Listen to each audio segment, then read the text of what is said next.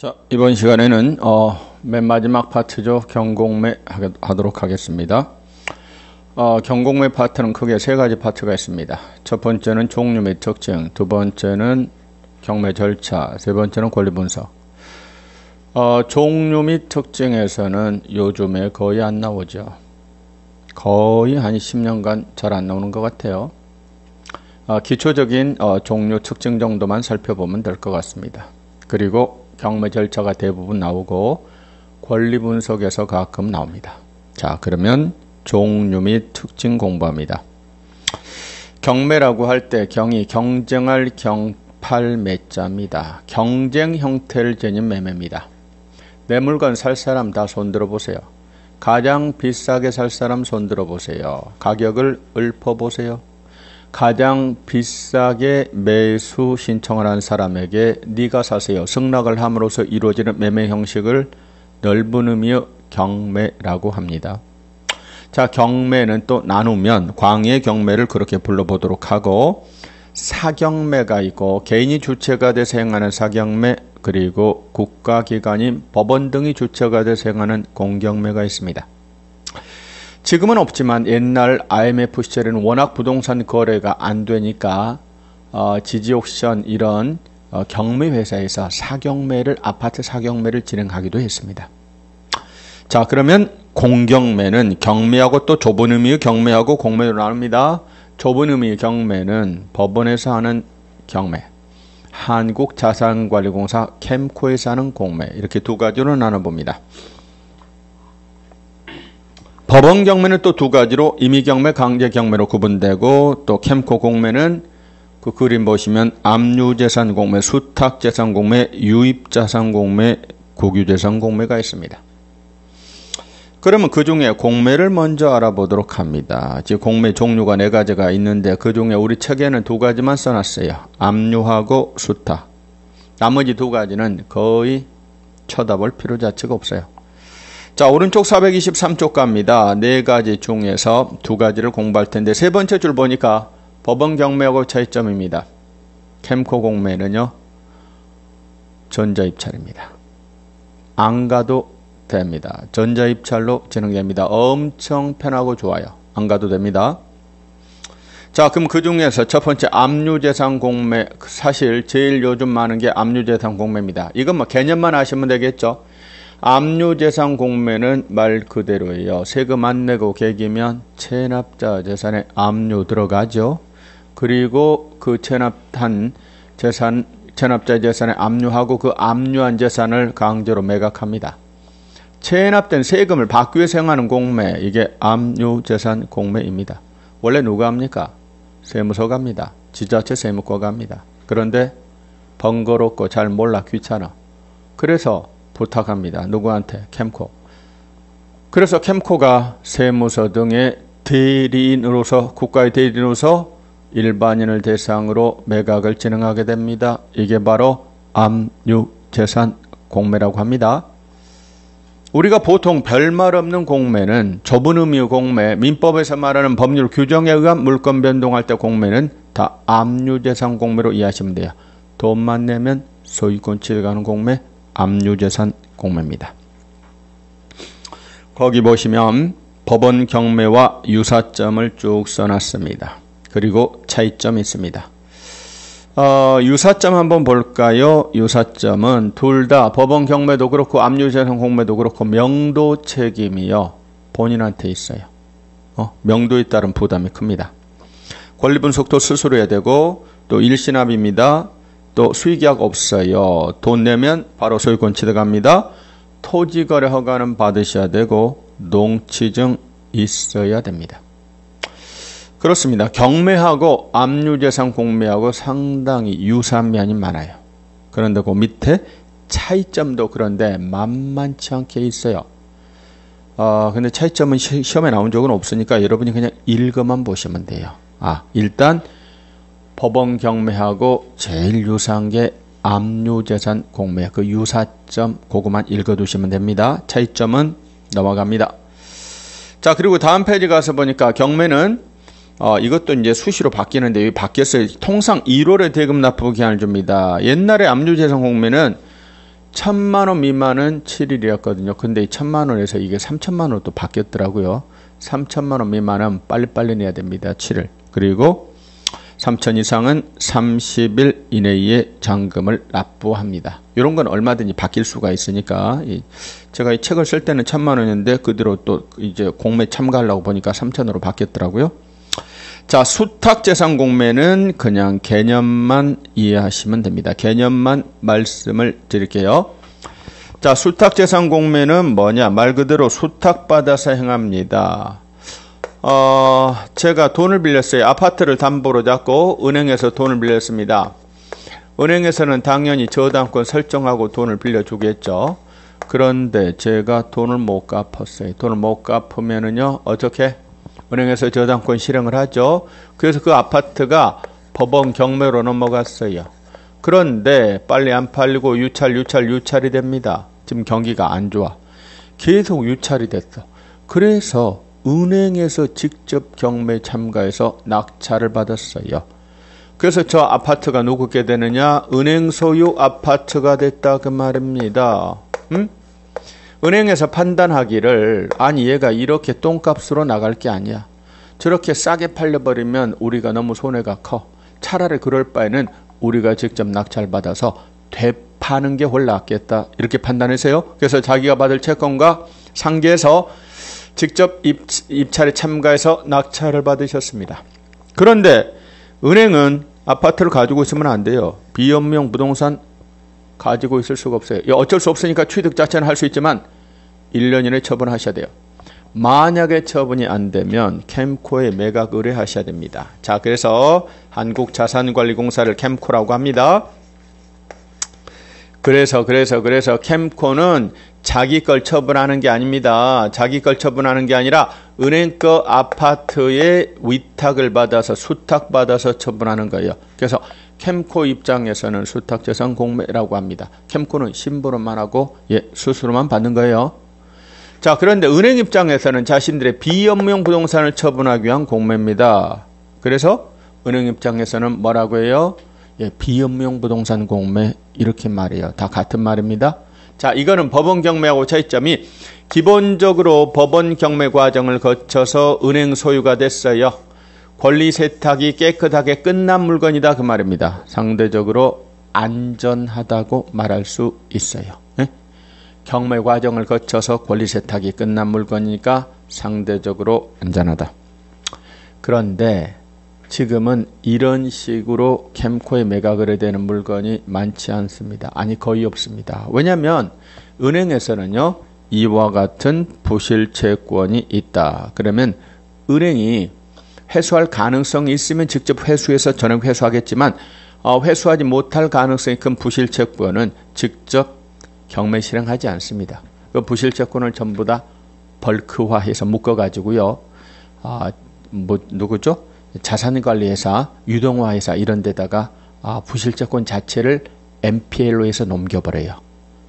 그래서 그 MPL 회사에서 저당권을 실행하거나 이렇지 지금은 직접 은행이 실행해서 은행이 낙찰받아서 캠코에 매각 의뢰되는 경우는 거의 없다 이렇게 보시면 돼요. 그러니까 사실 문제 내면 안 됩니다. 취지만 그렇게 이해하시면 됩니다. 424쪽 법원 경매로 갑니다.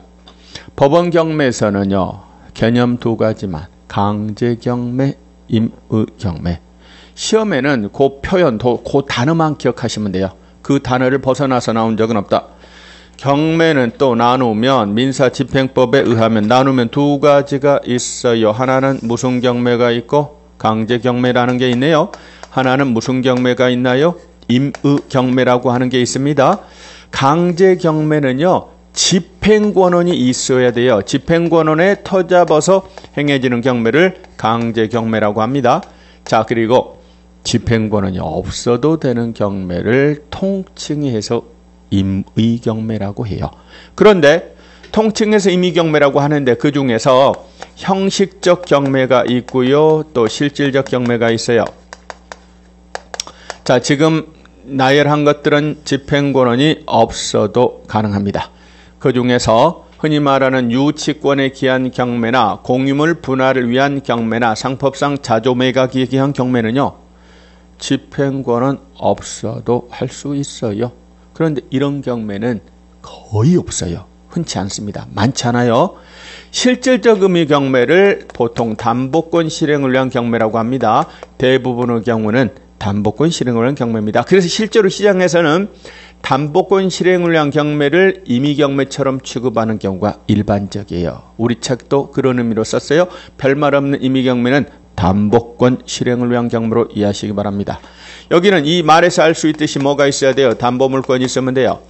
간단합니다. 저당권자, 근저당권자, 전세권자, 담보가등기권자입니다. 뭐라고 약속을 했어요? 돈 얼마 빌려줄게. 좋아. 안 갚으면 어떡할 거야? 담보로 제공한 이 아파트를 처분해서 팔리면 그 대금으로부터 우선 변제 받아가시오. 라고 약속을 하고 저당권 등기를 해놓은 거예요. 자, 따라서 담보물권만 가지고 있으면 간단합니다. 돈 안 갚으면 바로 경매 청구해버리면 돼요. 돈 안 갚고 바로 경매 청구해버리시면 됩니다. 담보물권이 가지고 있는 경매 청구권에 터잡아서 행해지는 경매. 이게 바로 뭐요? 임의경매라고요. 임의경매라고요. 네? 담보물권이 가지고 있는 경매 청구권에 터잡아서 행해지는 경매. 이게 바로 뭐? 임의경매입니다. 담보물권이 그러면 없는 자는 무슨 경매로 갈 수밖에 없다. 담보물권이 없다. 그럼 강제경매로 가야 됩니다. 그저 채권만 가지고 있을 뿐이에요. 강제경매 가려면 뭐가 있어야 된다? 집행권은 있어야 돼요. 집행권이라는 게 뭐다? 내가 너한테 돈 받을 권리가 있다. 그리고 그 돈을 받기 위해서 너의 재산에 대해서 강제 집행을 해도 좋다는 것을 인정한 공정의 증서입니다. 이거는 아무나 발행하는 게 아닙니다. 국가기관이 사법적 판단을 거쳐서 발행하는 것이 일반적입니다. A가 B한테 돈을 빌려줬다고요. 1억을 빌려줬어요. 1억을 빌려줬어요. 근데 그냥 빌려준 게 아니라 A가 B의 아파트에다가 저당권 설정하고 돈 빌려줬어요. 그럼 돈 안 갚으면 바로 저당권 실행해버리면 돼요. 예? 임의경매입니다. 그런데 그냥 빌려줬어요. 뭐만 하나 딸랑 받고 차용증만 하나 딸랑 받고 빌려줬다 그 말입니다. 지금 A씨는요. 담보물권이 없어요. 채권만 가지고 있다고요. 담보물권이 없는 자는 강제경매로 가야 되고 강제경매 가려면 집행권은 있어야 됩니다. 그런데 차용증만 갖고서 경매 신청할 수는 있어요? 없어요? 그건 네 일방의 주장일 뿐입니다. 네 말이 맞다는 걸 판단, 확인받아오라. 누가? 국가기관이 법원 등으로부터 판결 등을 통해서 네 말이 맞다는 걸 확인받아오너라. 자, 따라서 A는 B를 대상으로 대여금 반환 청구 소송을 해서 이겨야 됩니다. 그 이긴 판결문, 이거를 뭐라고 한다? 집행권원이라고 해요. 이 집행권원에 터잡아서 이제 B의 재산을 압류하고 강제 경매하시면 되는 겁니다. 자, 그래서 425쪽에 보시면 표가 있죠. 그 표 보시면 다양한 집행권원이 있어요. 확정된 종국 판결, 가집행 선고 있는 판결, 각종 조서, 지급명령, 집행증서, 조정조서 이런 것들 전부 다 법원이나 어디서요? 예, 공정사무소에서 나옵니다. 집행권원을 확보해서 경매 신청합니다. 자, 그래서 다음 페이지 넘겨보시고 다음 페이지 가서 보시면 강제경매가 있고 임의경매가 있죠. 강제경매는 뭐가 있어야 되고 집행권은 임의경매는 뭐가 있어야 된다? 담보물권. 요렇게 개념만 구분하시면 돼요. 그래서 시험에는 뭐라고 나온다? 강제경매라 하면 담보물권이 가지고 있는 경매 청구권에 터잡아서 블라블라 X 또는 임의경매라 하면 집행권을 확보해서 블라블라 경매 청구한다. 요렇게 말하면 X라고요. 강제는 뭐? 집행권은. 임의경매는 뭐? 예, 담보물권. 오케이. 자, 이번에는 426쪽 권리분석으로 넘어가 보도록 하겠습니다. 권리분석 넘어갑니다. 권리분석 간단합니다. 지금 이 정도만 아시면 권리분석. 실제로 경매에 나온 물건의 80%는 이 정도만 아시면 충분해요. 그리고 권리분석도 요즘에는 서비스 잘 됩니다. 지지옥션, 굿옥션 이런 데 가서 보면은요. 단 유료 정보, 즉 경매 정보를 유료로 서비스하는 데가 있어요. 대표적으로 굿옥션, 지지옥션 이런 데 들어가 보면은요. 다 서비스가 돼요. 근데 그들이 권리분석을 잘못했다고 그래서 법적 책임을 지는 건 아니니까 내가 그 권리분석이 제대로 됐는가 확인할 필요가 있어요. 그러니 알아야 됩니다. 경매를 너무 어렵게 접근하시는 것 같아요. 어렵게 접근하지 마세요. 경매 아무것도 아닙니다. 일반 매매하고 거의 똑같다고 보시면 돼요. 어떤 분들은요, 너무 어렵게 생각하고 맨날 공부만 합니다. 10년째 공부만 합니다. 공부하다 날 셉니다. 아닙니다. 일반 매매하고 절차만 좀 다를 뿐 큰 차이가 없다. 이렇게 생각하셔야 돼요. 지금 경매를 둘러싸고 여러 가지 입장이 다릅니다. 예? 지금 경매 업무를 담당하고 있는 담당 경매계장이나 집행관이 알아야 되는 것들을 입찰하려는 우리가 알 필요가 없다니까. 그걸 뭐하러 공부하냐고요. 예? 또는 채권자가 경매를 바라보는 관점은 또 다르겠죠. 어떻게 하면 신속하게 경매를 진행시킬 것인가. 그것도 입찰자 입장에서는 알 필요가 전혀 없어요. 또 채무자 입장에 설 필요도 없다니까요. 그 다양한 면 가운데 입찰자 입장에서 공부하시면 되는 거예요. 그리고 내가 또 다 알 필요가 없어요. 내가 모르는 것들은 도움을 받으면 돼요. 구체적인 절차에 관한 부분은요. 돈 주면 법무사가 다 대행해줘요. 법무사한테 서비스 받으시면 되는 거예요. 또 일정 부분은 부동산한테 도움을 받으시면 됩니다. 경매 나온 물건의 대부분은요. 그렇게 복잡하지 않습니다. 다만 이제 내가 혹시 이 판단이 제대로 된 판단이 아닐 수도 있으니까 검증을 해줄 전문가 1명 또는 2명 이 정도만 아시면 과감하게 경매를 접근할 수 있습니다. 다 알고 공부하다가 10년 지납니다. 날 셉니다. 적극적으로 경매를 통해서 새로운 재테크를 구성할 수 있어요. 적극적으로 뛰어들 필요도 있습니다.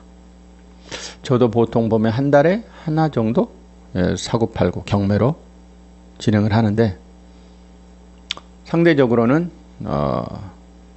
늙어서도 할 수 있어요. 그리고 틈내서 할 수 있는 저게 보면 틈새 시장 측면이 있습니다. 그렇다고 요즘에 그 과열되고 있는 주택 시장 이런 데는 너무 과열돼서 쳐다볼 이유가 없어요. 거기는 오히려 시세보다 더 비싸게 쌉니다. 그런 데보다는 흔히 말하는 그 틈새 물건들이 있죠. 지분 또는 법정지상권 또는 선순위 가처분 가등기 돼 있는 물건들 이런 물건들도 또 법료기득권 물건들 촘촘히 검색해 보면 의외로 많이 나옵니다. 그런 부분들을 검색해서 입찰하시는 거 의외의 수익을 남길 수 있습니다. 자, 그럼 권리분석 공부를 해보도록 하겠습니다. 권리분석 의의가 있고 그 밑에 소멸주의, 소재주의가 있고요. 그 다음에 427쪽 인수주의가 있어요. 그리고 한 페이지 넘겨보시면 그림이 있어요. 그리고 그 밑에 권리분석 그리고 내용 플러스 조문이 있습니다. 봅시다. 경매를 통해서 어떤 부동산의 소유권이 딴 사람한테 넘어갑니다. 자, 그렇다면 그 부동산에는 소유권에 여러 가지 권리가 붙어 있을 거예요. 저당, 근저당, 압류, 감류, 가처분, 예고등기, 환매등기, 또 임차인, 또 유치권 등등등 여러 가지 권리 및 등기가 붙어 있는데 그걸 정리해서 넘겨야 된다 그 말입니다. 자, 그런데 어떤 권리 및 등기들은 그 성격상 매각으로 당연히 소멸되어 버리는 권리가 있어요. 당연히 없어져 버리는 권리가 있고 어떤 것들은요 매수인 낙찰자에게 부담으로 인수되는 권리가 있습니다. 자, 그러면 대체 어떤 게 소멸이 되고 어떤 게 인수가 되고를 한번 알아봅시다. 먼저 소멸주의에 해당하는 권리가 있어요. 얘네들은요 없어져 버려요. 그리고 죽지 않고 인수되는 권리가 있습니다. 자, 소멸주의에 해당하는 권리 중에서 먼저 항상이라고 제가 말을 할 거예요. 얘네들은요 무조건 죽어요. 무조건. 얘는 무조건 죽습니다. 뭐가 그러나요? 저당, 근저당이 그렇습니다. 감류, 압류가 그렇습니다. 또 뭐가 그렇나요? 담보가등기가 그렇고요. 경매등기가 그랬습니다. 이거는 외놓을 수밖에 없어요. 지금 노란 펜으로 쓴 얘네들은 그 속성상 설사 자신의 권리를 주장하지 못했어요. 보증금을 자신의 돈을 채권을 전부 다 회수하지 못했어요. 그렇더라도 그 부동산상의 부담으로 남아있어서는 안 됩니다. 전부 다 매각으로 소멸되는 거예요. 아파트를 담보로 돈을 빌려줬어. 근데 아파트가 경매로 넘어갔어. 절반밖에 회수하지 못했어. 그랬어도 저당, 근저당은 그 부동산에 남아있어서는 안 된다니까요. 그거는 네 책임인 거지 그 부동산에서는 지워져야 되는 거예요. 그럼 만족을 얻지 못한 금액은 일반 채권화 되는 거예요. 그래서 그 채무자 다른 재산이 있으면 집행권을 확보해서 경매 신청하시면 되는 겁니다. 그 부동산상의 부담으로 남아서는 안 되는 것들이에요. 저당, 근저당, 압류, 감류, 담보가 등기, 경매 등기는 매각으로 무조건 지워져요. 무조건 없어집니다. 반대로 항상 인수되는 게 있습니다. 얘네들은 그 속성상 죽지 않고 항상 인수가 됩니다. 그렇습니다. 뭔가요? 유치권입니다. 그리고 지금은 이제 새로 발생하지는 않지만 소송이 있음을 알리기 위한 목적의 예고등기라는 게 있습니다. 이건 알리기 위한 목적이니까 지우면 안 됩니다. 그 다음에 법정지상권 그리고 분묘기지권은요. 인수가 돼요. 제가 승낙을 얻어서 친구 땅에 분묘를 설치했다. 분묘기지권을 취득했다. 그런데 그 땅이 경매로 넘어갔다. 새로 낙찰자한테도 나는 분묘기지권 주장할 수 있다니까요. 지금 없어져 버리는 애들은요. 배당에 참가해서 자신의 권리를 주장하시면 돼요. 그리고 얘네들은 매수인에게 자신의 권리를 주장하시면 되는 겁니다. 그렇습니다. 빨간 펜은 무조건 매수인에게 인수가 됩니다. 자, 이어서 시간에 따라서 살기도 하고 죽기도 하는 권리가 있습니다. 요거는 하얀 펜으로 표현을 해보도록 하겠습니다. 지금 하얀 펜으로 표현되는 얘네들은 무조건 죽거나 무조건 사는 게 아니라 시간에 따라서 살기도 하고 죽기도 합니다. 살기도 하고 죽기도 합니다. 외우시는 수밖에 없습니다. 뭐가 그러냐면 용가가 임차 환매입니다. 용은 용익물권입니다. 지상권, 지역권, 전세권입니다. 또요 가가라고 해서 용가가 하나는 가처분 또 하나는요 청구권 보전 가등기입니다. 청구권 보전 가등기 그리고 임차권입니다. 구체적으로는 대항 요건을 갖춘 주택 및 상가 건물의 임차인 등기된 임차권입니다. 환매입니다. 얘네들은요 시간에 따라 살기도 하고 죽기도 합니다. 그렇다면 이들의 운명을 좌우하는 권리가 필요합니다. 이거를 말소 기준 권리라고 부르고 제가 노란 펜으로 표시할 겁니다. 이 노란 펜으로 표시된 말소 기준 권리보다 느리면 시간이 느리면 어떻게 된다? 매각으로 소멸해요. 노란 펜으로 표시된 말소 기준 권리보다 시간이 앞서면 어떻게 된다? 인수가 된다 그 이야기입니다. 다시요. 말소 기준 권리는 노란 펜으로 표시한 이유가 왜 노란 펜으로 표시했느냐? 노란 펜들 중에서 시간이 가장 앞선 노란 펜을 말소 기준 권리라고 불러요. 등기부 띄어보면 저당이 하나만 있지 않고 두 개, 세 개, 압류, 감류도 여러 개 있을 수 있어요. 그 중에 시간이 제일 앞선 노란 펜. 이게 말소 기준 권리가 됩니다. 그보다 느리면 죽고 그보다 빠르면 인수가 됩니다. 그런데 선순위 전세권은 인수가 되지만 선순위 앞선 선순위 전세권이라고 하더라도 만약에 배당 요구를 했어요. 배당 요구한 선순위 전세권은 배당 요구하면 매각으로 소멸됩니다. 그렇습니다. 자, 그렇다면 왜 느리면 죽어야 되느냐? 당연합니다. 아니 예를 들어서 선순위에 노란펜 저당권이 있어요. 1순위에 저당권이 있다니까요. 근데 아까도 예를 들었다시피 2순위에 가서 대항 요건을 갖춘 임차인이 있다라고 해보도록 하겠습니다. 선순위에 저당권이 있고 후순위에 대항 요건을 갖춘 임차인이 있다라고요. 경매로 넘어갔어요. 그러면 얘가 가장 앞선 노란펜 말소 기준 권리입니다. 얘는 원래 당연히 죽습니다. 그리고 얘는 원래 죽는 게 아니고 시간이 느리면 죽어요. 왜 느리면 죽어야 되느냐? 가정해본다니까요. 만약에 얘가 인수가 된다면 저당권자가 손해본다니까요. 무슨 말입니까? 저당권자가 3억의 돈을 빌려줬어요. 시세 얼마짜리? 4억짜리. 그런데 그 뒤에 임차인 들어섰어요. 얼마짜리 임차인? 2억짜리 임차인 들어섰다 그 말입니다. K가 입찰에 참가합니다. K가 생각하는 적당한 가격은 3억 5천 정도면 적당할 것 같다. 시세가 4억이니까. 만약에 3억 5천 나오면은요, 선순위 다 회수하고 밑으로 5천 내려보내줘요. 그런데 만약에 아까 말씀드린 것처럼 얘가 인수가 된다면, 죽지 않고 인수가 된다면 K씨는 이 부담을 안아야 돼요. 나중에 얘네들 내보낼 때 K가 2억 장만해서 내보내야 됩니다. 따라서 3억 5천에 들어갈 게 아니고 그 부담 때문에 1억 5천에 들어가요. 결국은 내 밑에 있는 임차인이 인수가 되면은 입찰 참가자들은 그 부담 때문에 싸게 쓸 수밖에 없고 결국 내가 손해본다 그 말입니다. 나는 3억을 다 회수할 수 없어요.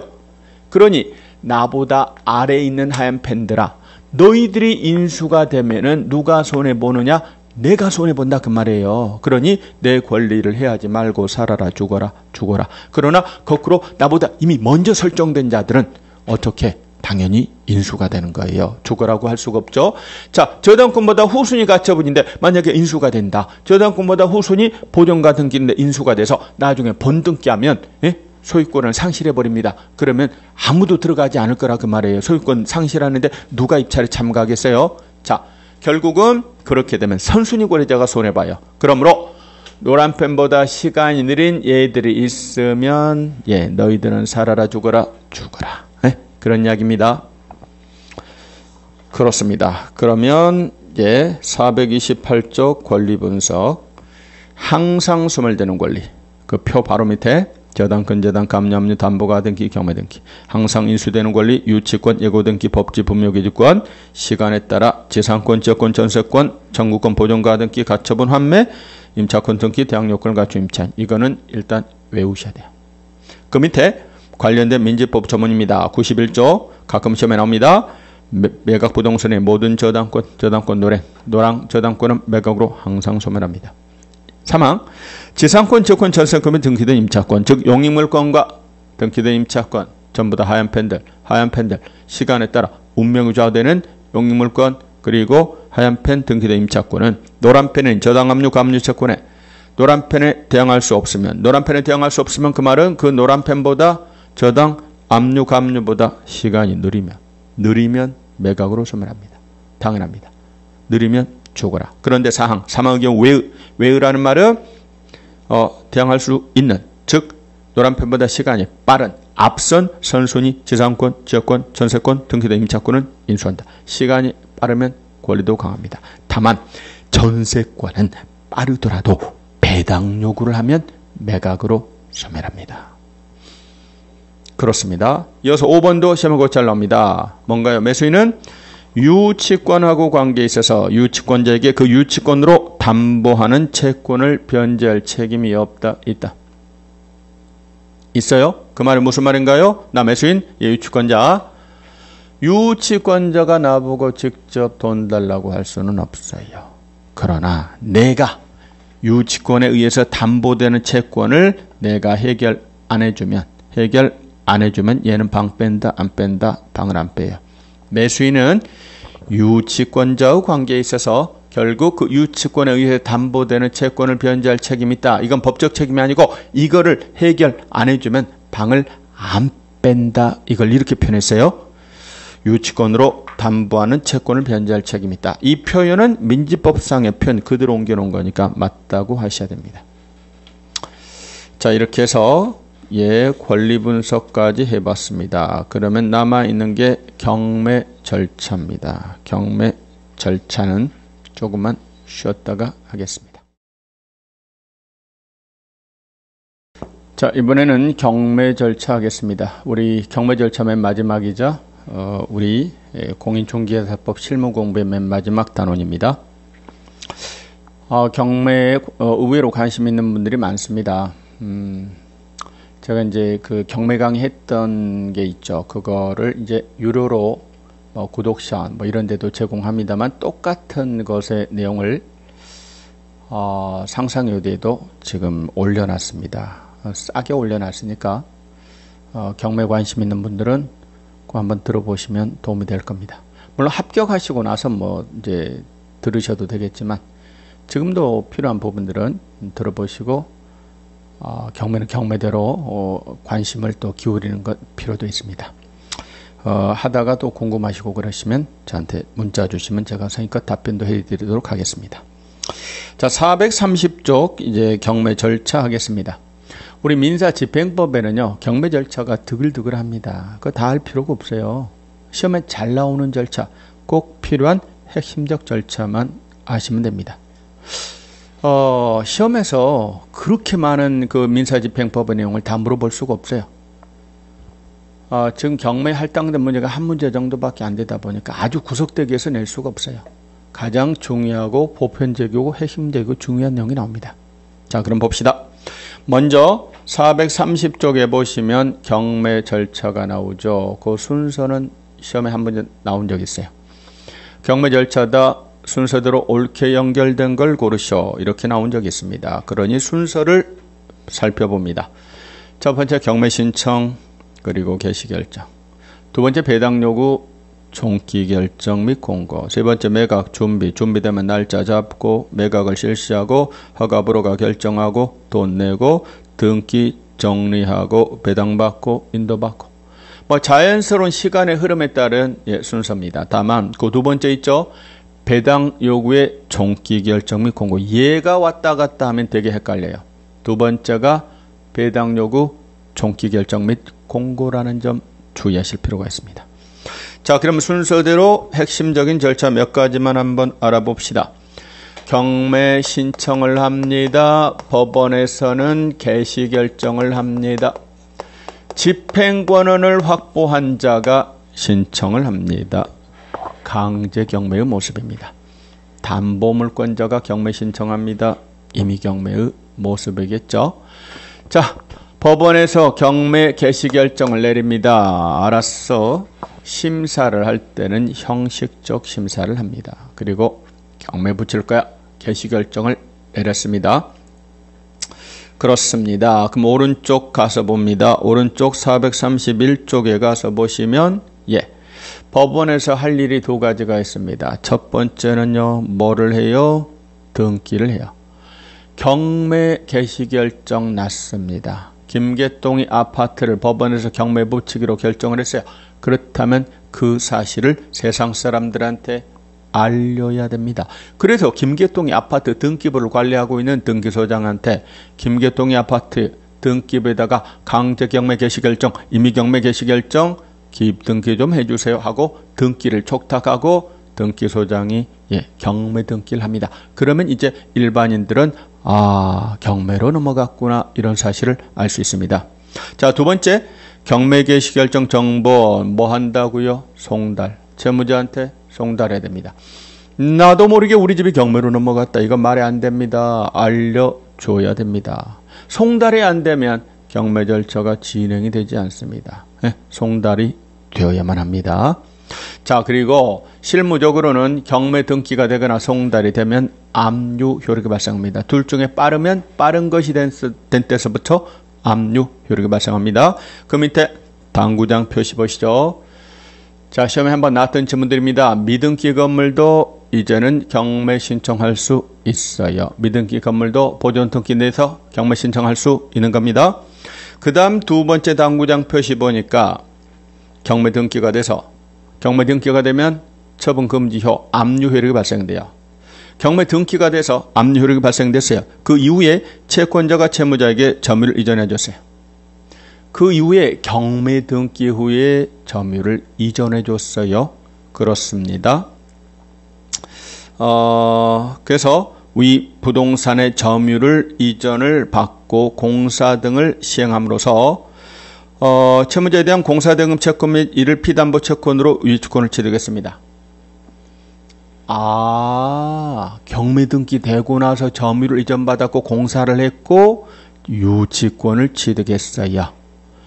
유치권 자체가 부정되지는 않습니다만 과연 그 유치권을 가지고 낙찰자한테 대항할 수 있느냐, 그 이야기입니다.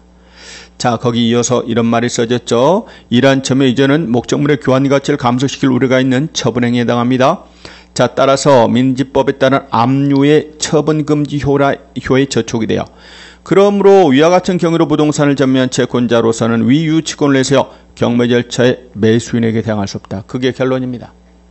다시 경매 등기 후에 간단합니다. 결론 경매 등기 후에 유치권을 취득한 자, 낙찰자 매수인에 대항할 수 없어요.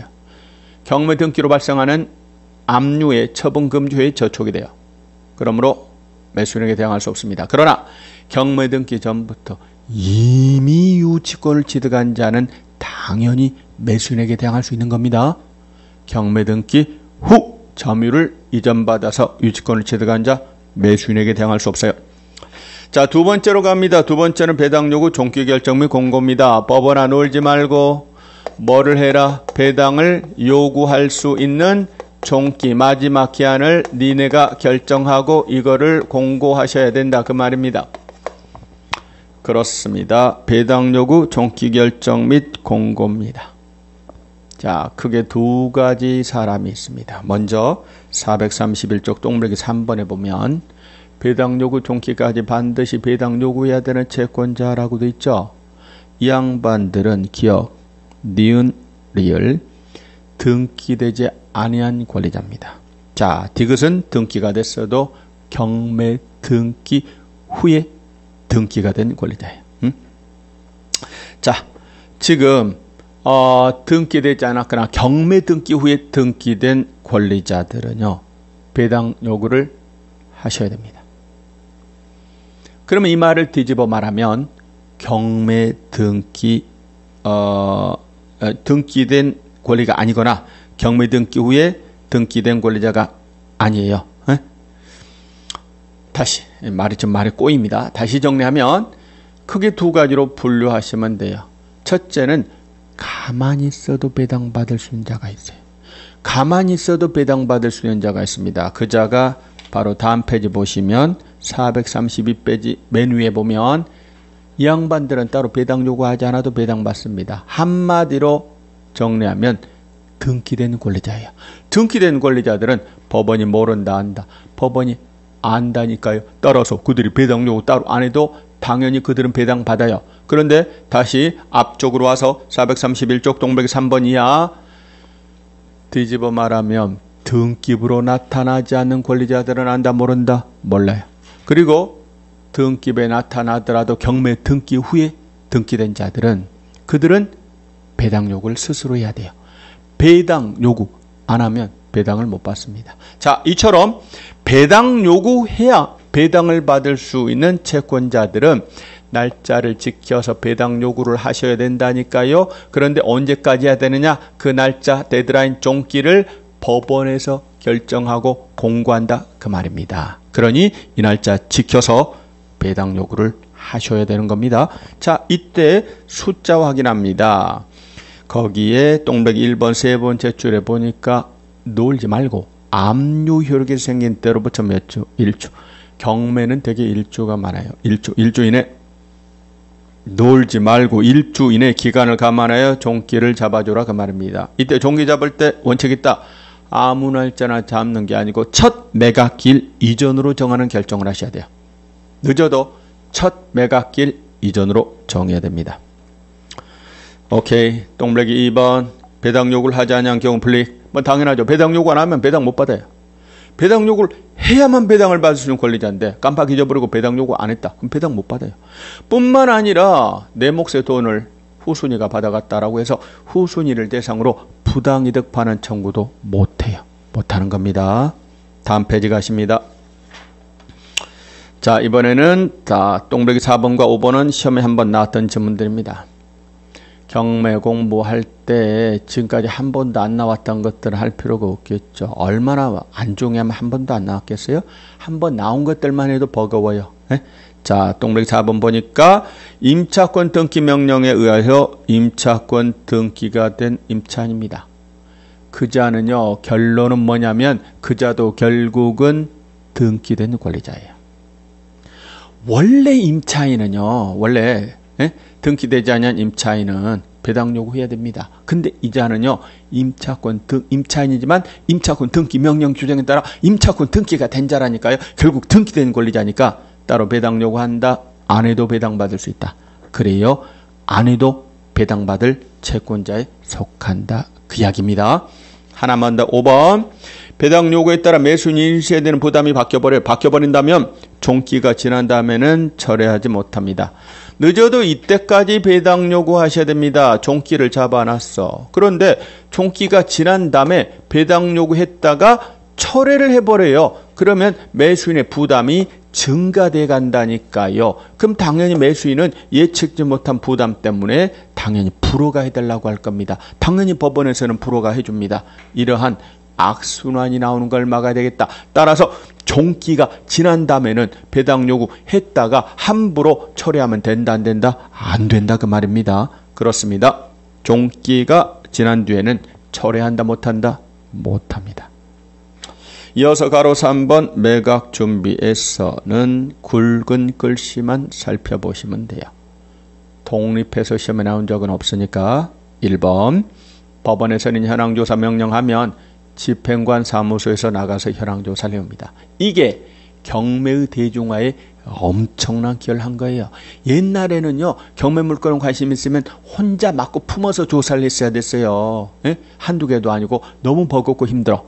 근데 지금은 법원에서 기초조사가 다 돼요. 현황조사가 되니까 현황조사서 보고 괜찮다고 싶은 물건 몇 개만 찍어고 추가 조사를 더 깊이 하면 되는 거예요. 예? 경매 대중화에 이 현황조사가 기여한 바가 큽니다.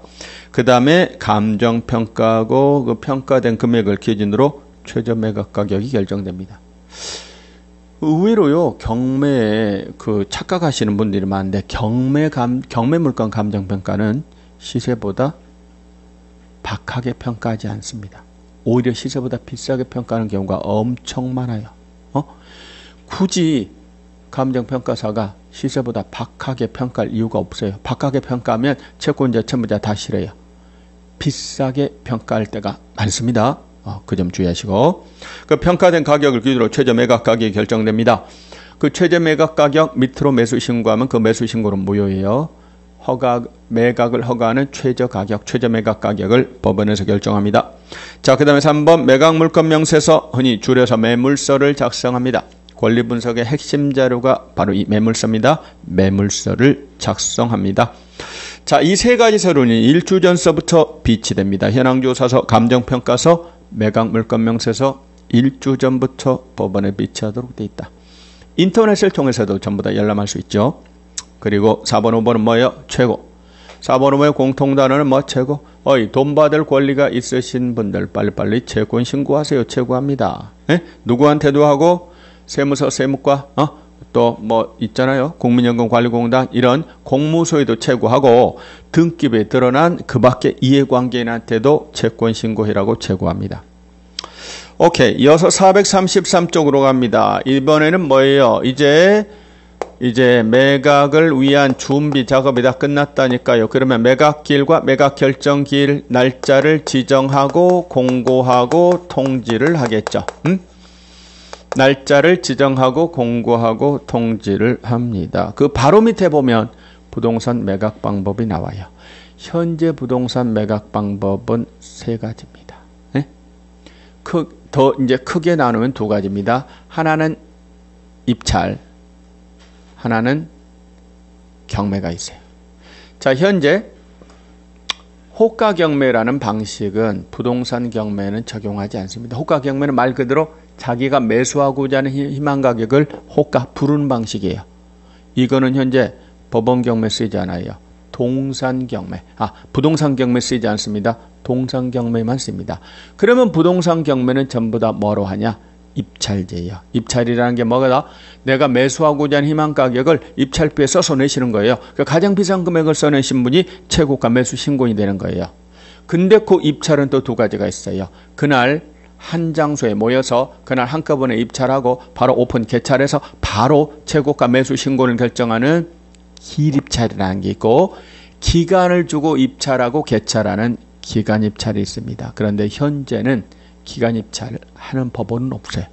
결국은 전부 다 현재는 전국 법원이 전부 다 기일 입찰한다 이렇게 보시면 돼요. 자, 그럼 가로 1번에 보시면 이제 매각기일과 매각결정기일 지정합니다. 숫자가 나오는데 제가 봐서는 가로 1번 중에서는 동물부에 2번, 3번 정도 숫자만 기억하시면 돼요. 동물부 2번에 보니까 최초 매각기일은 공고일로부터 공고일로부터 2주 이상의 간격을 벌려야 돼요. 공고 붙이자마자 바로 매각 붙여버리면 안 된다고요. 최소한 조사할 시간적 여유를 줘야 됩니다. 2주 이상 간격. 그 다음에 매각 결정기일은 매각이 있은 날로부터 허가 불허가를 결정하는 매각 결정기일은 일주 이내 딱 일주일째 되는 날이 매각 결정기일이 됩니다. 예를 들어서 뭐 3월 1일 했다 그럼 3월 8일, 3월 2일 했다 그럼 거기다 7일 더해서 3월 9일. 이때가 매각 결정기일입니다. 나머지 가로 2, 3, 4번은 시험하고는 상관없으니까 그냥 읽어보시면 됩니다. 다음 페이지 갑니다. 434쪽 이제 구체적인 입찰 절차 뭐 이런 것들입니다. 이거야 뭐 나중에 법원 같이 한번 가보시면 뭐 쉽게 이해가 될 겁니다. 자, 그 중에서 상세 디테일, 입찰의 상세 디테일은 안 나옵니다.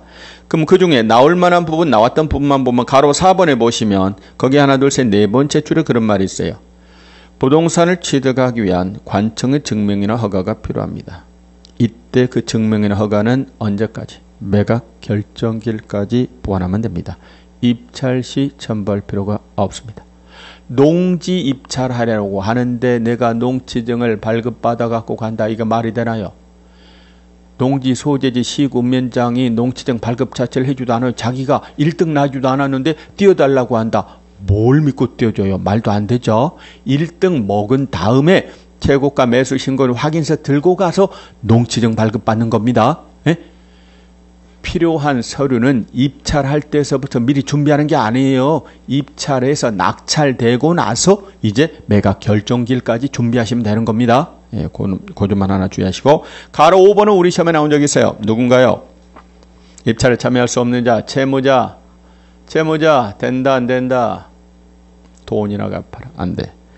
집행관, 동백 2번, 집행관, 동백 3번, 감정인, 동백 5번, 그리고 그들의 친족. 한마디로 관계자 여러분. 된다 안 된다? 안 돼요. 입찰의 공정성을 해할 우려가 있습니다. 안 돼. 그리고 4번 재매각의 전낙찰자. 네가 돈을 못 내가지고 다시 가잖아. 재매각은 돈을 못 내서 다시 가는 매각을 재매각이라고 해요.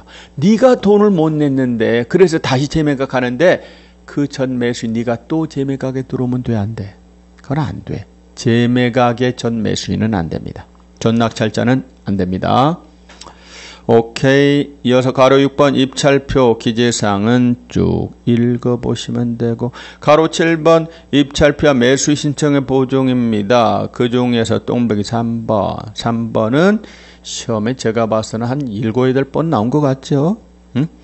먼저 법원에 가실 때 보증금 준비해 가셔야 돼요.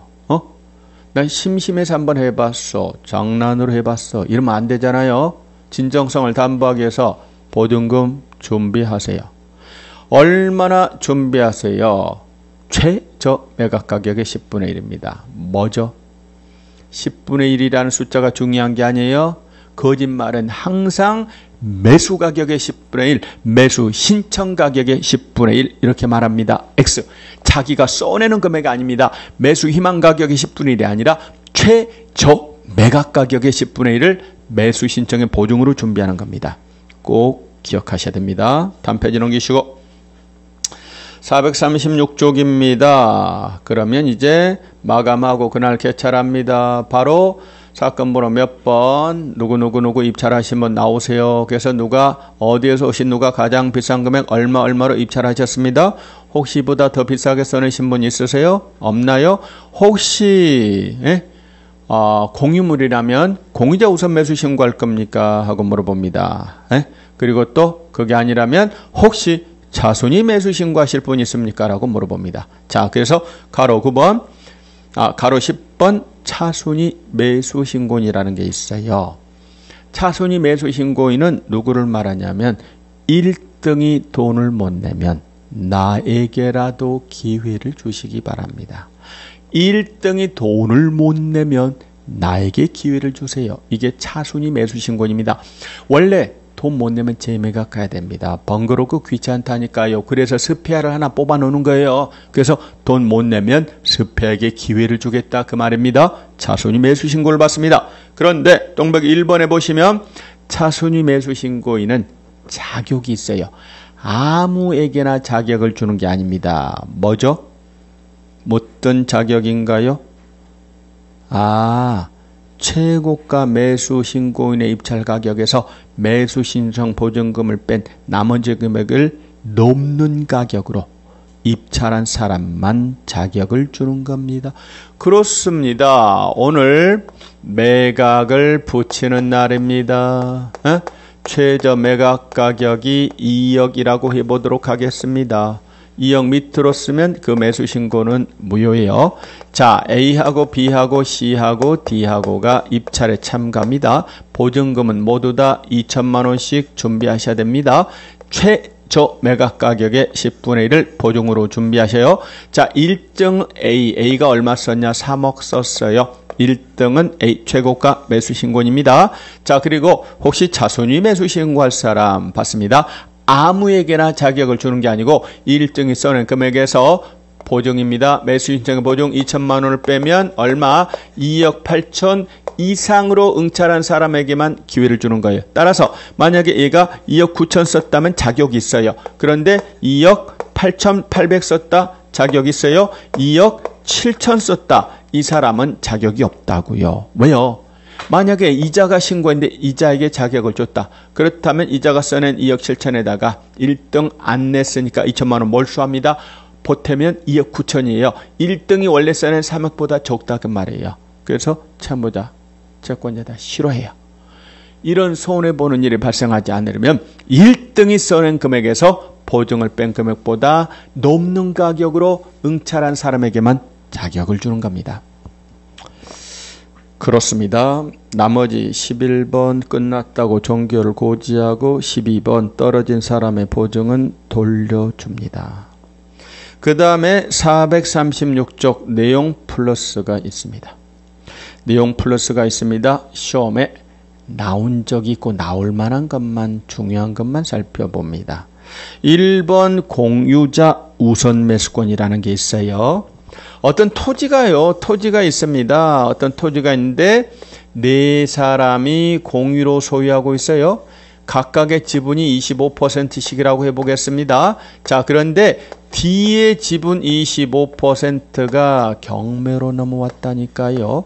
자, 이때요. 이 D 지분을 새로 다른 사람 F가 낙찰받아서 이 공유관계가 계속되면은요.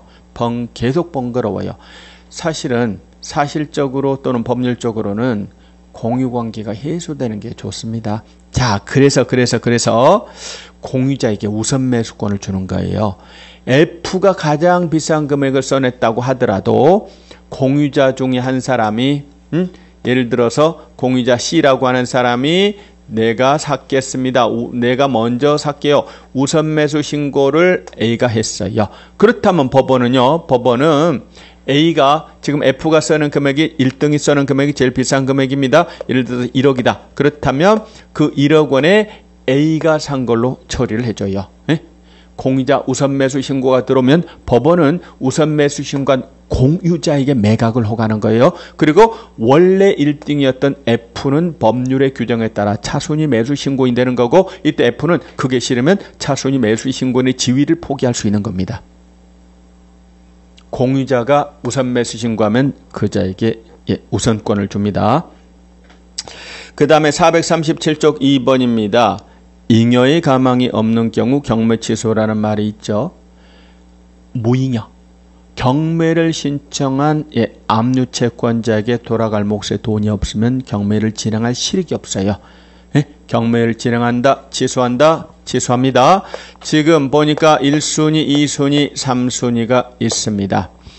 1순위 저당권자입니다. 2순위의 대항요건을 갖춘 임차인이 확정일자 도장을 찍었어요. 3순위 근저당권자인데 이 양반이 경매 신청을 했어요. 자, 이자가 받을 돈 1억, 얘가 받을 돈 1억, 얘가 받을 돈 1억입니다. 그런데 감정평가 결과 그 부동산이 처음에는 얼마였냐면 3억이었어요. 자, 그런데 1회차 경매에서 유찰돼서 아무도 안 달라붙었습니다. 그래서 20% 감가법원이라고 하겠습니다. 2억 4천에 이제 최저 매각 가격이 내려갔다 그 말입니다. 만약에 2억 4천에 팔리면 얘 먹고 얘도 일부 회수할 수가 있어요. 그런데 얼마까지 내려갔나요? 예를 들어서 한 1억 8천 내려갔다고 해볼게요. 이제 산수 정확하게 봐야 됩니다만, 최저 매각 가격이 1억 8천에 내려갔어요. 그럼 만약에 1억 8천에 팔리면은요, 이 두 사람, 이 사람도 다 회수 못해요. 이 사람한테 돌아갈 몫에 돈이 있다, 없다? 없다. 그러면 한 푼도 나는 배당을 못 받는데 나머지 재산을 경매시키는 건 문제가 있다. 여러 가지로 문제가 있다. 그래서 경매를 신청한 그자에게 돌아갈 몫에 돈이 없다. 잉여의 가망이 없다. 무잉여면 법원은 경매를 취소하는 겁니다. 예? 잉여의 가망이 없으면 경매를 취소한다. 이렇게만 기억하시면 돼요. 그 다음에 3번, 4번 이런 건 읽어보시면 되고, 자 5번도 좀 이따 말씀을 드릴 거고, 6번으로 갑니다. 경매 신청의 취하가 시험지문에 나온 적 있어요. 경매를 신청하신 분은 경매 신청을 취할 수 있습니다. 제가요 돌 못 받아서 열받아서 경매 신청을 했어. 그런데 찾아와가지고 싹싹 빕니다. 한 번만 봐달래요? 취할 수 있습니다. 또는 전부 다 변제받았습니다. 취할 수 있습니다. 일부 변제받았습니다. 경매 신청 취할 수 있습니다. 자, 이때 매수 신고가 있기 전까지는 제가요 임의로 경매를 취할 수 있어요. 그런데 문제는 매수 신고가 있어버렸어요. 그러면 함부로 취하 못해요. 네? 매수 신고가 있으면 관계자의 동의를 얻어야 됩니다. 그래서 최고가 매수 신고인과 차순위 매수 신고인의 동의를 받아야 효력이 생깁니다. 경매 신청이 취하가 되면 경매 없었던 거나 마찬가지니까 경매로 인해서 발생된 압류의 효력은 소멸이 됩니다. 오케이. 다음 페이지 7번, 8번은 그냥 읽어보세요. 예? 경매 절차에 필요한 내용입니다만 시험에 나올 정도는 아닙니다. 그러면 이어서 매각 결정 절차 가보도록 하겠습니다. 이날 입찰을 진행했는데 A씨가 3억 최고가 매수 신고인으로 결정했고 차순위 매수 신고인은 정하지 않았어요. 대개는 일반적으로 차순위 매수 신고 안 합니다. 왜냐하면 보증금을 1등이 돈 낼 때까지는 못 찾아오거든요. 돈이 묶여서 보통은 차순위 매수 신고 안 합니다. 근데 2억이 최저 매각 가격인데 아무도 안 달라붙었어요. 그래서 유찰이 됐어요. 가격 메리트가 없나 봐요. 유찰이 돼서 다시 갑니다. 이거 무슨 매각이라고 하냐면 새매각 신경매라고 해요. 새매각 신입찰 신경매라고 합니다. 자, 지금 가격 메리트가 없으니까 유찰됐어요. 이때는 감가 안 하겠어요? 감가하겠어요? 감가하죠. 보통은 옛날에는 전회차 가격에서 20% 감가되는 법원이 대부분이었어요. 근데 요즘에는 많이 바뀌어서 30% 감가 법원이 엄청 늘었어요. 거의 한 반반 정도 되는 것 같아요. 신속한 경매를 진행하기 위해서. 그래서 20% 감가 법원은 처음에 100원이다. 유찰되면 80원, 유찰되면 64원, 유찰되면 51원. 이렇게 감가가 돼가요. 그런데 30% 감가 법원은 처음에 100원, 유찰되면 70원. 한 번만 더 유찰되면 바로 49원으로 떨어져요. 신속한 매각 가능합니다. 그래서 요새는 30% 감가 법원도 엄청 많습니다. 자, 유찰돼서 다시 가는 새매각은 감가합니다. 그런데 이날 A가 3억 최고가의 매수 신고인이 됐어요.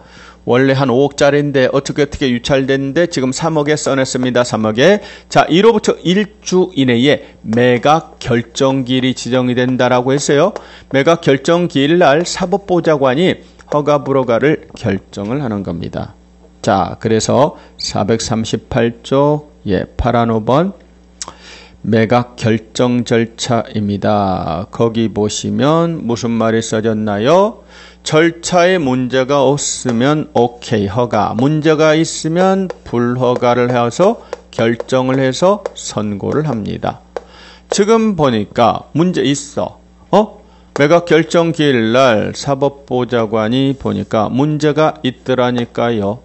농지인데 농지증을 제출하지 못했어요.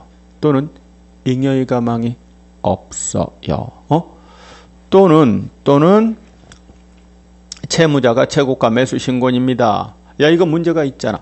매각 물건 명세서가 잘못 만들어졌어요. 그렇다면 법원에서 불허가를 해요. 불허가해서 다시 가는 매각도 새매각이라고 합니다. 근데 이때는 감가한다, 감가하지 않는다. 감가 안 해요. 절차상의 문제가 있어서 불허가해서 다시 가는데 깎아서 갈 이유가 있다, 없다? 없다. 않다 그 말입니다. 그렇습니다. 감가하지 않습니다. 자, 법원에서 허가 결정을 내렸어요. 법원에서 불허가 결정을 내렸어요. 여기에 대해서 불복하는 자 있을 수 있습니다. 불허가 결정을 내렸습니다. 제가 최고가 매수 신고인인데 왜 불허가 결정을 내리는 거야? 또는 허가 결정을 내렸습니다. 예? 그렇다면 소유자나 채무자가 왜 허가 결정을 내린 거야? 또는 매수인도요. 왜 허가 결정을 내린 거야? 그럼 불허가 냈어야 돼. 또는 조건을 바꿔서 허가 결정을 내려야 돼. 이렇게 이해관계가 있는 자들은요. 법원의 결정이나 명령에 대해서 이의제기할 수 있습니다. 이거를 항고라고 말합니다. 항고를 할 수 있는데 1주 안에 항고하셔야 돼요. 일정 기간이 지나면 안 받아주는 항고입니다. 이런 항고를 즉시 항고라고 해요. 네? 법원에서 허가 결정 내렸다, 불허가 결정 내렸다, 불복하는 자는 즉시 항고할 수 있다. 몇 주요? 1주. 이때 즉시 항고할 때는 맨입으로 하지 않고 항고 보증금이라는 걸 걸어야 돼요.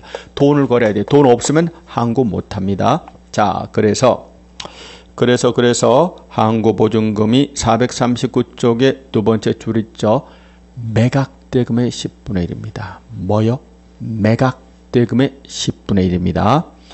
매각대금의 10분의 1에 해당하는 금전 또는 유가증권을 공탁합니다. 그렇습니다. 최저 매각 가격 아닙니다. 매각대금의 10분의 1 주의하시고. 자, 그리고 동물기 4번 항고가 기각된 경우 항고보증금 처리입니다. 기억 보세요. 채무자 소유자 항고가 기각이 됐어요.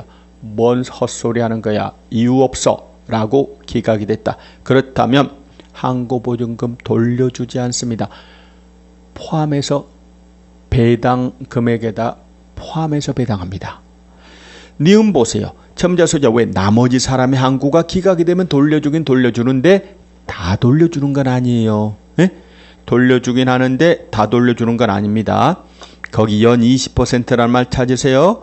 법정이자 부분에 대해서는 돌려달라고 요구할 수 없어요. 네 항고로 인하여 요만큼 절차가 지연됐다. 그 지연된 기간에 대한 이자를 적용해서 빼고 나머지만 돌려준다 그 이야기입니다. 그리고 여섯 대금 납부입니다. 납부 기한입니다. 항고가 없었거나 있었어도 기각이 됐어요. 그래서 허가 결정이 확정이 됐습니다. 자, 이제 확정이 됐습니다. 그러면 이제 돈을 내야 되겠죠. 현재는 대금 납부 기한제라고 합니다. 옛날에는 기일제였는데 지금 기한제예요. 따라서 기한이 도래하기 전까지 돈만 내면 됩니다. 돈만 내면 돈 내는 순간 바로 소유권을 취득합니다. 지금은 대금 납부 기한까지 예를 들어 3월 13일까지 내세요라고 이렇게 제시가 되니까 그 3월 13일이 오기 전이라도 돈만 내면 소유권 취득하는 겁니다. 그렇습니다. 그렇습니다. 자, 그러면은 439쪽 가로 2번에서 문제 나올 만한 것은 바로 동그라미 4번입니다. 뭔가요? 배당받을 채권자가 매수인입니다. 배당받을 금액을 뺀 나머지 대금을 배당기일에 납부할 수 있다. 무슨 말? 아하, 상계 신청할 수 있어요. 제가 그 집에 A씨인데 그 집에 살고 있는 임차인인데요. 제가 배당받을 금액이 있어요. 그런데 그 집이 많이 떨어졌어. 차라리 내가 낙찰 받아버릴 거야. 하고 A가 입찰에 들어갔다 그 말입니다. 원래 A가 배당받을 금액이 1억 있다고요. 그런데 배당받을 채권자가 입찰에 들어갔어. 3억 써서 먹었어. 자, 이때 보증금 그때 2천 냈으니까 2억 8천 내면 돼. 이때 2억 8천 다 내고 나중에 1억을 배당받을 수도 있지만 아예 배당받을 금액 1억을 빼고 아예 2억 8천을 내는 게 아니고 1억 8천만 내도 된다 그 말입니다. 예? 상계, 즉 차액 지급 신청 가능합니다. 그렇습니다. 자, 이번 다음 페이지 갑니다. 돈 내면 바로 돈 내는 순간 소유권 취득합니다. 뻔한 소리를 써줬고 가로 4번입니다. 불납에 따른 법원의 조치 동그라미 1번 보세요. 돈 못 내서 다시 가는 매각을 재매각이라고 해요. 돈재 이렇게 부를 겁니다. 돈 못 내서 다시 가는 매각을 재매각, 돈재 이렇게 부를 거예요. 그러면 이어서 바로 동그라미 3번으로 갑니다. 기억, 니은, 디귿으로 갈 거예요. 기억하세요. 돈을 못 내서 다시 가는 재매각은 감가네요. 가격 메리트가 없어서 유찰돼서 다시 갈 때는 감가하지만 지금 A씨가 돈을 못 낸 이유가 여러 가지가 있을 겁니다. 어쨌든 아까 최저 매각 가격 2억인데 A가 3억 써서 먹었다니까요. 근데 돈을 못 내서 다시 가는데 최저 매각 가격을 2억에서 예를 들어서 30% 감가 법원이다. 그렇다면 1억 4천으로 낮춰서 갈 이유가 없다고요. 네? 2억 그대로 가는 거예요. 매각 조건은 전과 동입니다. 자, 그리고 니은 오히려 이 경우는 사고가 우려된다. 야, 이거 얼마나 문제가 있는 물건이기 때문에 돈을 안 냈을까 싶다. 그러니 입찰에 신중을 기하시기 바랍니다. 그러면서 보증금을 2할 또는 3할로 준비시킵니다. 오히려 올라갑니다. 예를 들어 최저 매각 가격 2회다. 보증금을요 2할 준비해라. 그러면 4천 준비해야 된다 그 이야기예요. 네? 그렇습니다. 자, 그리고 디귿 종전의 매수인은 재매각에 참가할 수 없습니다. 이어서 3일 전까지 돈 내면 재매각한다, 취소한다.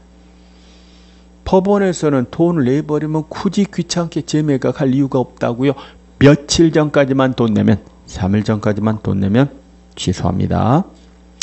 자, 이어서 배당에서는 가로 1번 배당의 절차는 그저 읽어보시면 됩니다. 그럼 441쪽 배당 순위로 갑니다. 배당 순위는 시험에 잘 나와요. 그러니 아셔야 됩니다. 먼저 0순위가 있습니다. 0순위는요. 순위 왜요? 경매 진행하다 보면 경매 비용 들어갑니다. 그 경매 비용은 경매를 신청한 사람이 먼저 예납해요. 경매 끝나면 가장 먼저 돌려받습니다. 그 다음에 제3취득자의 필요비 유비입니다. 나머지를 제가 편의상 뭐라고 말할 거냐면 최우선 변제입니다. 최당우 임금은 과일이다 이렇게 말할 거예요. 기본 순서입니다. 최당우 임금은 과일이다. 임금을 과일로 줍니다. 최는 최우선 변제고요. 당은 당해세고요. 우는 우선 변제예요. 채권 중에는 임금 채권 제일 앞서고요. 그 다음에 공과금 그리고 맨 마지막이 일반 채권입니다. 이게 이제 기본적인 순서인데 이 안에서도 이제 조금 바뀔 수가 있어요. 조세하고 담보물권하고 이제 따져서 조세가 먼저일 때가 있고 담보물권이 선순위가일 때가 있고 또 담보물권이 없을 때에서 여러 가지 복잡한 경우 수가 나눠져요. 근데 기본 순서는 요렇게만 최우선 변제, 당해세, 우선 변제, 임금 채권, 공과금, 일반 채권. 그러면 최우선 변제는 뭐가 있나? 소액임차의 보증금 중 일정액. 마지막 3개월간의 임금 채권, 3년간의 퇴직금 채권, 재보상금. 이 순위는 당해세입니다. 당해부동산에 부과된 국세지방세. 3순위는 전부 다 나름 한 가닥 우선 변제권이에요. 네? 담보물권도 또 확정일자부 임차인도 등기된 임차권도 당해세 이외의 국세 및 지방세도 전부 다 우선 변제권이 있습니다. 그럼 그들 사이의 우열은 시간으로 가릅니다. 자, 그리고 이제 시간에 따라서 만약에 담보물권이 선순위예요. 조세채권보다. 그렇다면 이건 모를 텐데 그때는 임금채권이 앞서고 그 다음에 국세 및 지방세 그 다음에 공과금 일반채권 이런 순서입니다. 만약에 조세채권이 앞서 있을 때는 또 다릅니다. 그때는 좀 다른데 이것까지는 알 필요가 없다. 그냥 요렇게만 무시하고 최우선 변제, 당해세, 우선 변제 그 다음에 그냥 임금채권, 공과금, 일반채권 이렇게만 정리하시면 되겠다. 자, 441쪽입니다. 등기하고 정리합니다. 이제 돈 냈으니까 내 거니까 이제 내 앞으로 등기 가져야 될 거 아니에요? 돈 다 내시고 등기 이전에 필요한 서류, 말소에 필요한 서류 갖다 내시면 법원에서 등기에서 촉탁을 해서 다 지워서 나한테 다시 보내줍니다. 그렇습니다. 오케이. 인도명령입니다. 거기 보시면 인도명령 신청기한 그 6월이라는 숫자만 하나 보시고 다음 페이지 보시면 강제인수 인도명령 대상자 이런 말이 있어요. 제가 돈 냈어요. K가 돈 냈습니다. 그럼 돈 내면 돈 낸 순간 그 부동산 내 겁니다. 내 거예요, 내 거. 그런데 그 집을 소유자가 점유하고 있습니다. 임차인 점유하고 있습니다. 방 빼세요. 방은 안 뺍니다. 내 거라니까 방 빼세요. 네? 지금 이 사람들이 점유할 정당한 권한이 없는 사람들이 방 안 빼고 객입니다. 그러시면 잃어버리시면 돼요. 누구한테? 판사한테 인도명령을 신청합니다. 그럼 판사가요, 필요하다면 불러요. 불러다가 왜 계기세요? 이유를 들어봅니다. 이유가 없어요. 오라고 했는데 안 옵니다. 그러면 인도 명령을 합니다. 방 빼세요. 방 빼세요 하고 인도 명령을 합니다. 판사가 명령했는데도 계기고 방을 안 빼고 그러면 누구한테 가서 도움을 청하면 됩니까? 집행관한테 도와달라고 하면 됩니다. 집행관이 그렇다면은요, 판사가 인도 명령했는데도 인도를 거부하고 계기면은요, 점유할 권한이 없는 자들입니다. 집행관 아저씨가 노무자들 동원해서 강제 인도 집행을 합니다. 강제로 보냅니다. 물론 이 과정에서 드는 비용은 일단은 K가 부담하고 나중에 받아낼 수는 있습니다. 몇 개월 이내? 6개월 이내 권리 행사하셔야 돼요. 6개월 지나면 명도 소송으로 가셔야 됩니다. 점유할 권한이 있는 자들은 인도명령 대상이 아니에요. 점유할 정당한 권한이 없는 자들은 인도명령으로 내보낼 수 있습니다. 인도명령 신청은 하셔야 됩니다. 그런데 강제 인도 집행까지 가는 경우는 거의 없어요. 그 전에 전부 다 합의합니다. 자, 이렇게 해서 공부를 해봤습니다. 맨 마지막에 보니까 6개월 이내 인도명령 신청 안 하면은요, 더 이상 안 받아주니까 명도 소송으로 가셔야 돼요. 명도 소송으로 가야 됩니다. 자, 이렇게 해서 저희가 기본과 심화 과정을 한꺼번에 공부를 해봤습니다. 기본 심화를 나누는 게 어떻게 보면 좀 불편해요. 한꺼번에 공부를 했으니까. 이해가 안 된 부분은 계속해서 복습해서 들으세요. 자꾸 보면 이해가 될 겁니다. 자, 이제 글쎄요. 이 과목은 이 책만 반복해서 공부하시면 완벽하게 커버가 될 거예요. 합격하실 수 있을 겁니다. 남아있는 과정, 이제 기출문제 해설이랄지, 기출문제 중요하죠. 매우 중요합니다. 기출문제 해설이랄지, 나머지 과정은 또 이어서 계속 진행하도록 하겠습니다. 공부하느라고 고생하셨습니다. 여기서 마치겠습니다. 감사합니다.